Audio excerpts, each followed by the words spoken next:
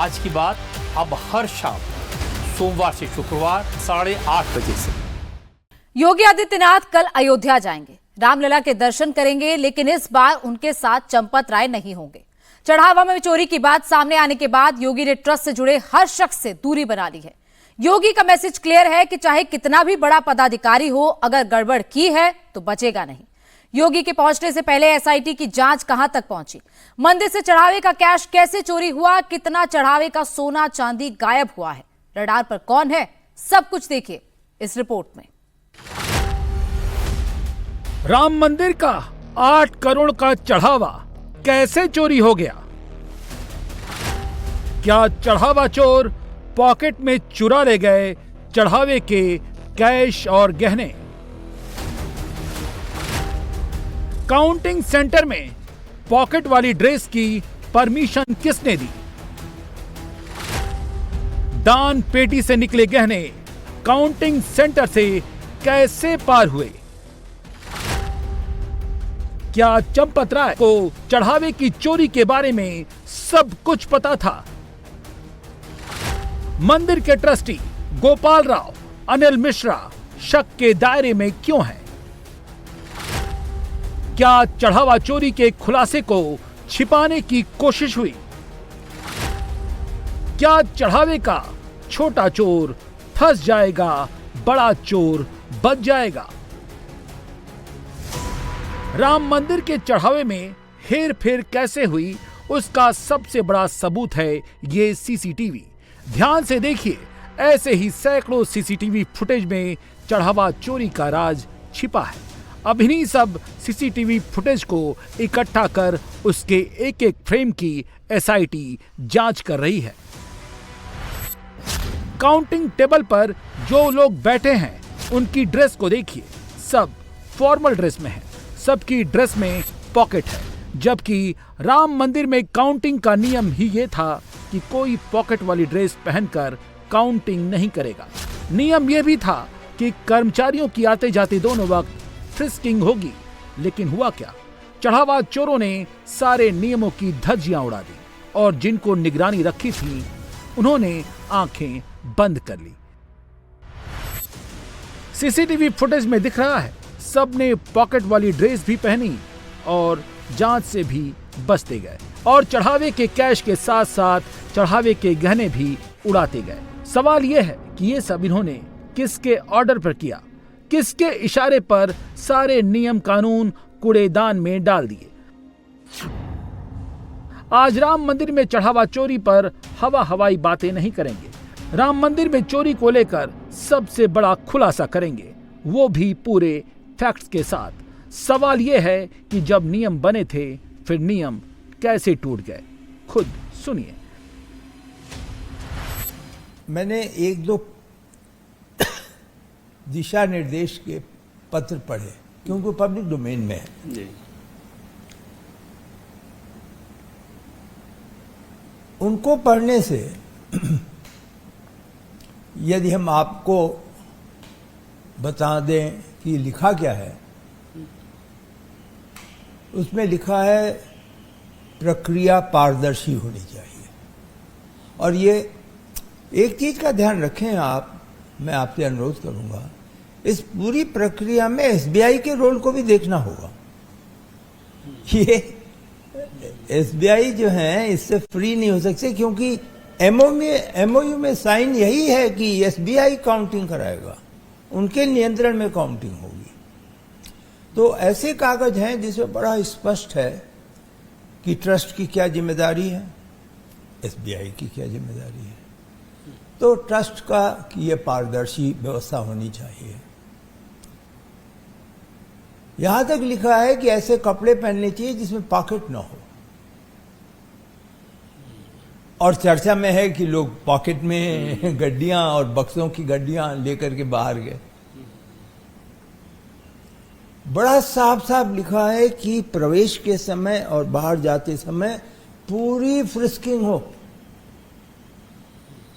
अब एसआईटी देखेगा कि वह हुई कि नहीं हुई। अगर हुई तो किसने किया?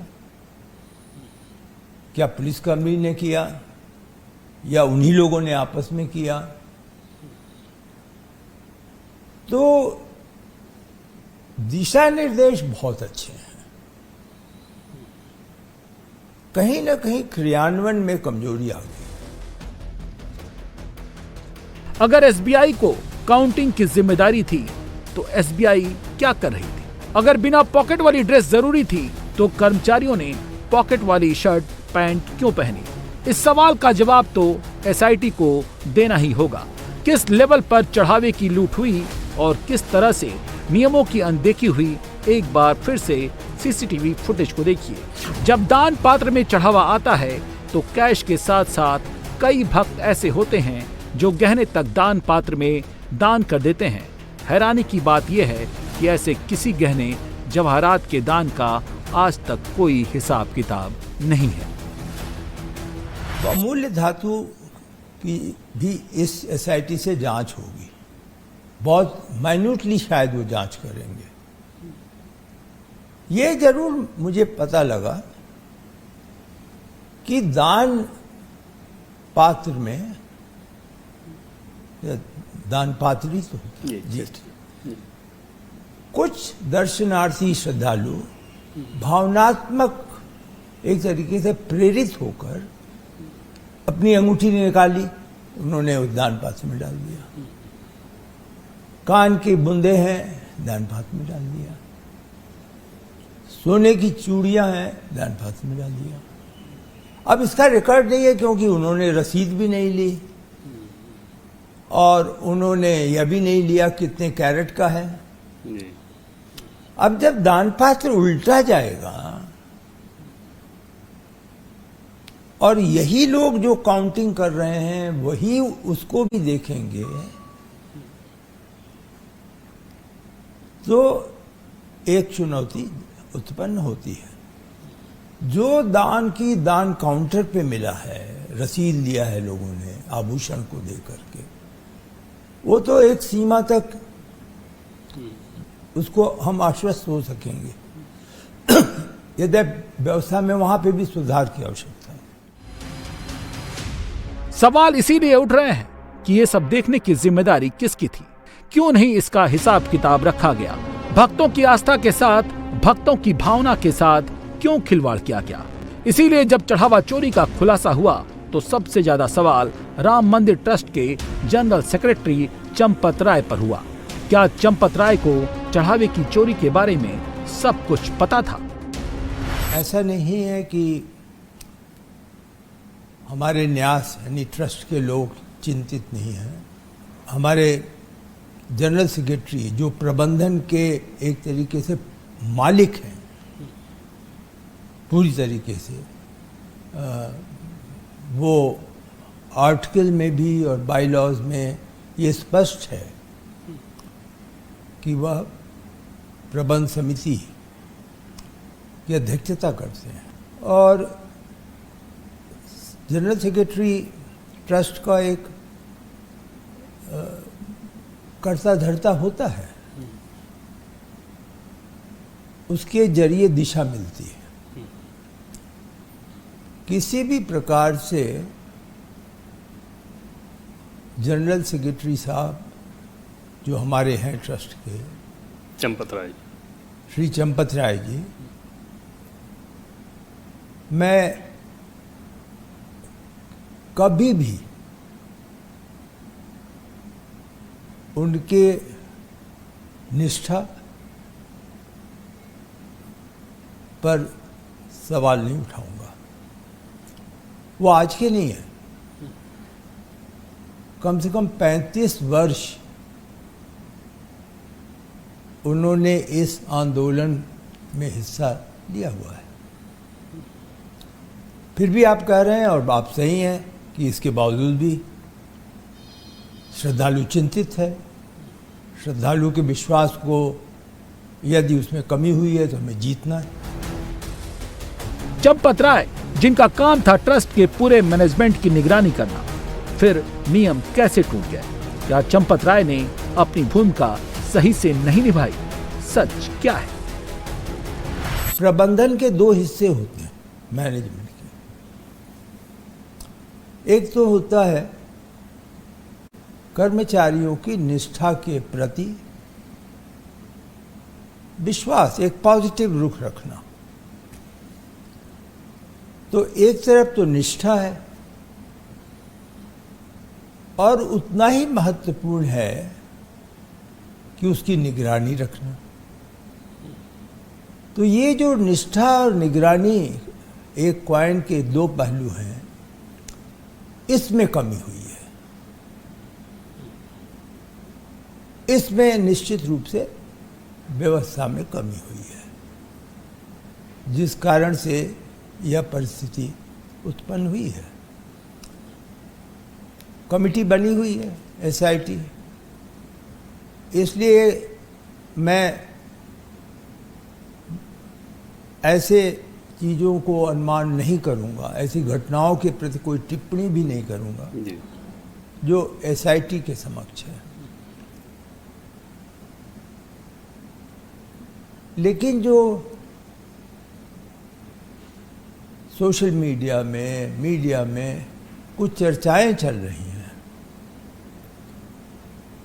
उस पे एक ब्रॉड लाइन जो है मैं अवश्य आपके समक्ष प्रस्तुत करूंगा। मामला बहुत सेंसिटिव है, सियासत भी हो रही है, इसीलिए सरकार भी दूध का दूध पानी का पानी कर देना चाहती है। एसआईटी 4 दिनों से जांच कर रही है, सीसीटीवी खंगाल रही है। आज एसआईटी राम निवास मंदिर पहुंची, जहां तीर्थ क्षेत्र ट्रस्ट का कैंप कार्यालय है, वहां पर भी जांच की। ट्रस्ट के कैंप ऑफिस पर भी दान काउंटर लगा हुआ है। एसआईटी ने इस दान काउंटर को लेकर कई घंटे तक डिटेल्स जुटाई। इसके बाद टीम वापस राम मंदिर जन्मभूमि पहुंच गई। जांच के दायरे में सब हैं। अभी तक चंपत राय, गोपाल राव समेत 42 कर्मचारियों से पूछताछ हो चुकी है। चंपत राय से 2 राउंड की पूछताछ हो चुकी है। मंदिर के व्यवस्थापक गोपाल राव से भी कई घंटे बात की जा चुकी है। काउंटिंग की जिम्मेदारी देखने वाले अनिल मिश्रा भी जांच के दायरे में हैं। चंपत राय जी, अनिल मिश्रा जी, गोपाल राव, इस तरह के बड़े बड़े नामों को लेकर बहुत चर्चा हो रही है और जाहिर तौर पे अगर इतने सारे नामों पे सवाल खड़ा हो रहा है, चढ़ावे में चोरी हुई है, सीसीटीवी फुटेज में दिख रहा है, यही लोग प्रबंधन में शामिल थे, डे टू डे एक्टिविटीज़ में सब में शामिल थे, तो 3 सवाल सर बड़े लाजमी तौर पे लोगों के मन में है। पहली चीज़ तो कि इन लोगों में की संलिप्तता रही होगी, इनमें से किसी की या कुछ लोगों की या सभी की। दूसरी चीज़ कि ये लापरवाह रहे होंगे।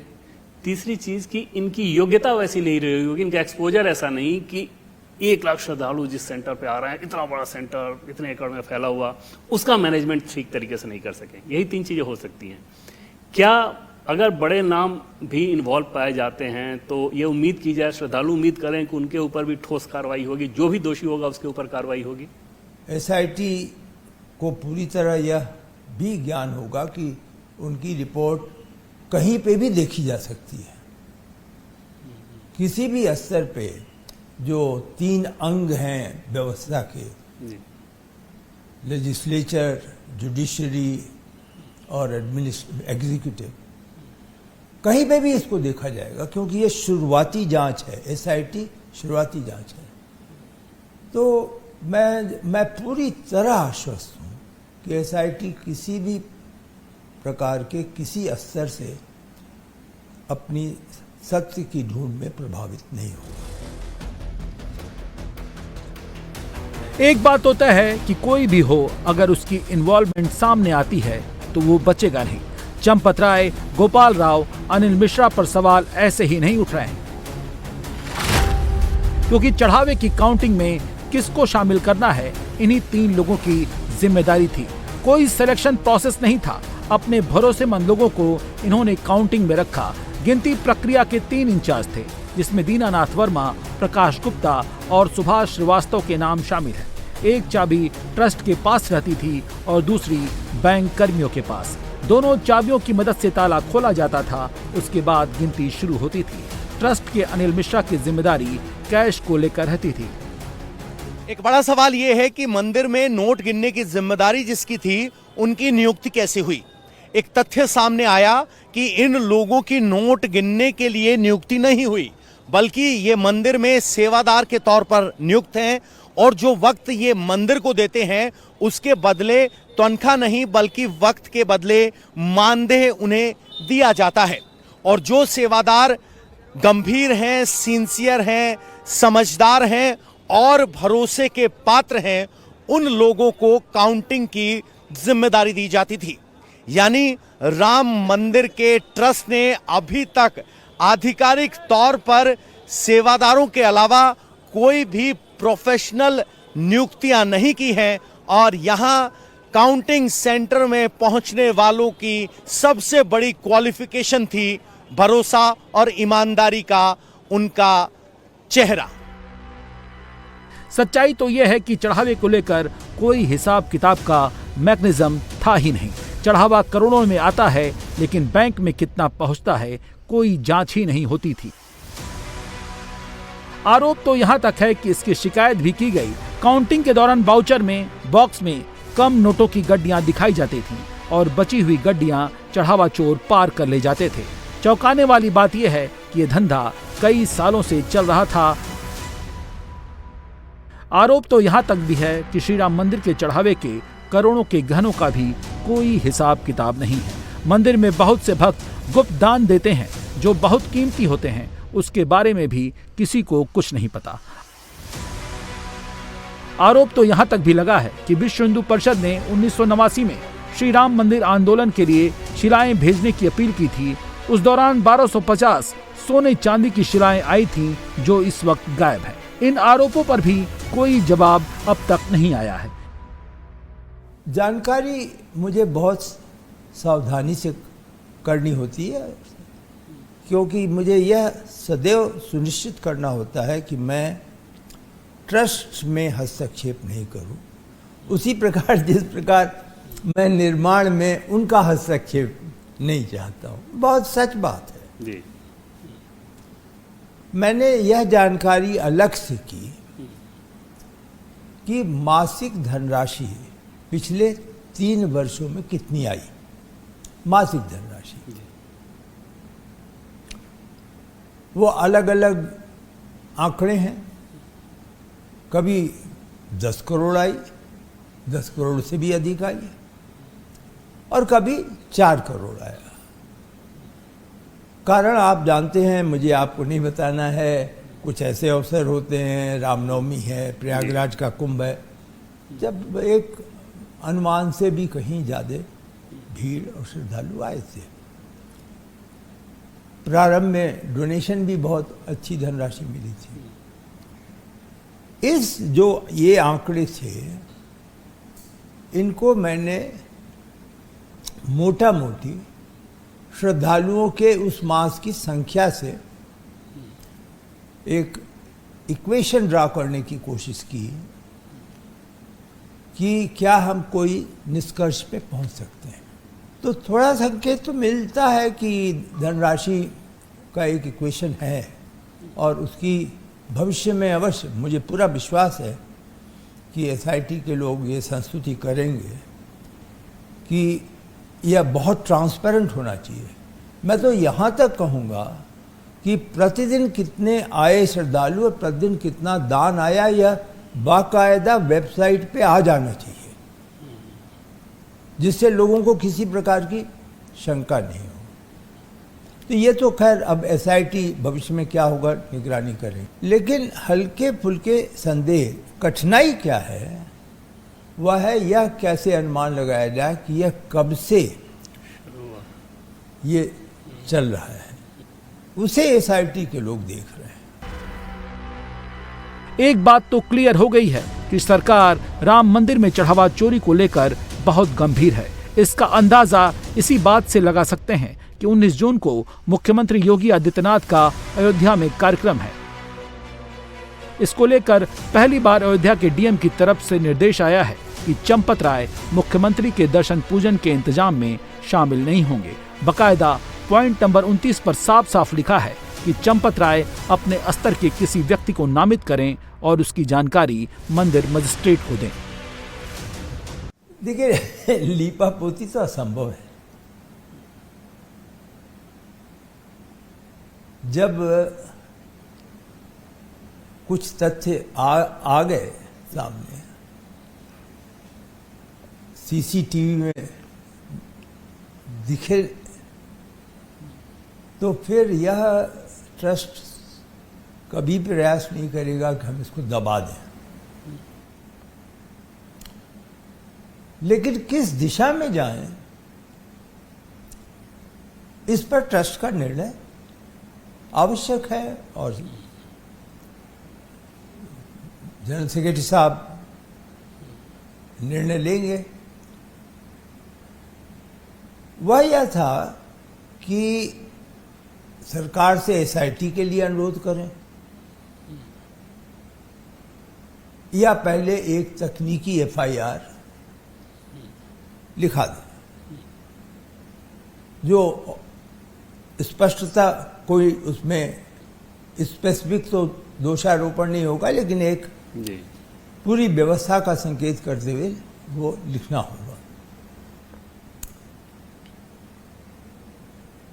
जो लोग इस विषय पर विचार कर रहे थे उनका इस प्रकार का, इस दिशा में चल रहे थे कि अगर हम एसआईटी बना देंगे और इसका अनुरोध आता है ट्रस्ट से,